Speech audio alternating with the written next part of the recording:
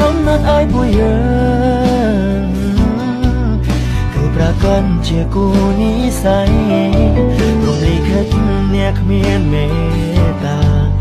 ឲ្យក្តីស្នេហាត្រូវបញ្ចប់តែចិត្តខ្ញុំមិនអាចបញ្ឈប់មិនអាចស្អមរូបអូនបានឡើយមិនទាន់ដល់ពេលវេលា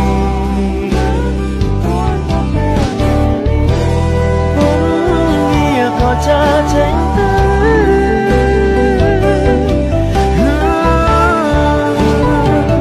សម្បត្តិនិស្ស័យក៏ឡៃក្តីស្នេហ៍យើងហើយអូនអើយមិនអាចបកក្រោយវាហួងអង្ហើយត្រាត្រឲ្យបងមិនអាចបំភ្លេចបើសិនជាតិក្រោយមានពិតសូមឲ្យជីវិតផុតរឿងបែបនេះ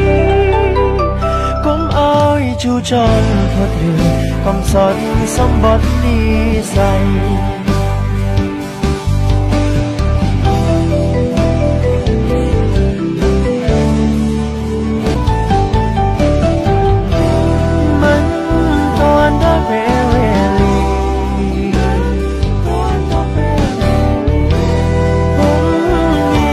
ចាចេញទៅ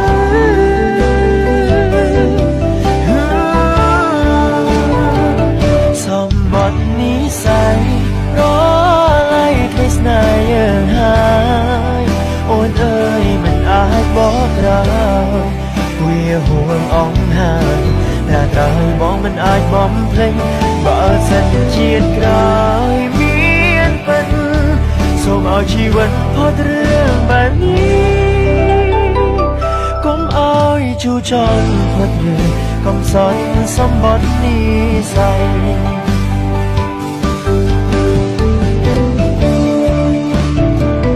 សម្បត្តិនិស្ស័យរឡៃក្តីស្នេហ៍យើងហើយអូនអើយមិនអាចបកក្រោយ